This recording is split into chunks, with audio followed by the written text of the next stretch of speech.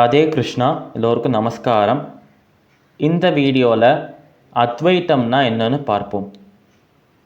அத்வைத்தம்ங்கிற இந்த தத்துவம் சொல்கிற விஷயம் ரொம்ப சுலபமான ஒரு விஷயம்.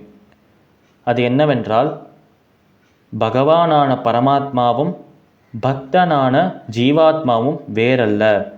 அதாவது பரமாத்மாவும் ஜீவாத்மாவும் வேறல்ல, பரமாத்மாவும் ஜீவாத்மாவும் ஒன்றே, சமமே என்று சொல்வதுதான் அத்வைத வேதாந்தம்.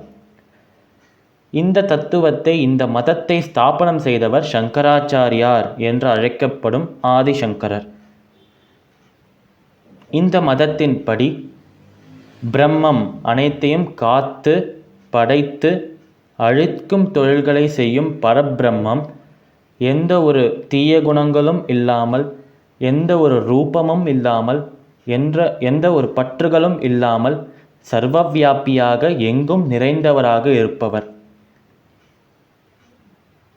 படைப்பவர் சர்வவியாபியாக இருக்கார்.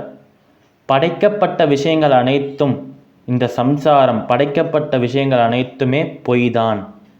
படைக்கப்பட்ட விஷயங்கள் அனைத்துமே சொப்பனத்தில், அதாவது கனவில் காணும் சித்திரத்தை போல என்று ஆதிசங்கரர் கூறுகிறார். இதற்கு அவர் அழகான ஒரு வாக்கியம் சொல்கிறார். பிரம்ம சத்தியம் ஜகத் மித்யா. அதாவது பிரம்மம், பரபிரம்மம் மட்டுமே சத்தியம், பரபிரம்மம் மட்டும்தான் உண்மை, மற்றது எல்லாமே அழியக்கூடியது, பொய் என்று சொல்கிறார் ஆதிசங்கரர். அடுத்தது, அத்வைத சித்தாந்தத்தின்படி மோட்சம் எப்படி கிடைக்கும் என்றால், மோட்சம் பெறுவதற்கு ஒருத்தர் 3 விஷயங்களை செய்ய வேண்டும். முதலாவது விஷயம், நல்ல கர்மாக்கள், புண்ணியங்களை செய்ய வேண்டும். தர்ம காரியங்களை செய்ய வேண்டும். பக்தி, பகவான் மேலே பக்தி செலுத்த வேண்டும். கடைசியாக தூய்மையான ஒரு மனதோடு பகவானிடம் நீதான் என் கதி என்று சரணாகதி செய்ய வேண்டும்.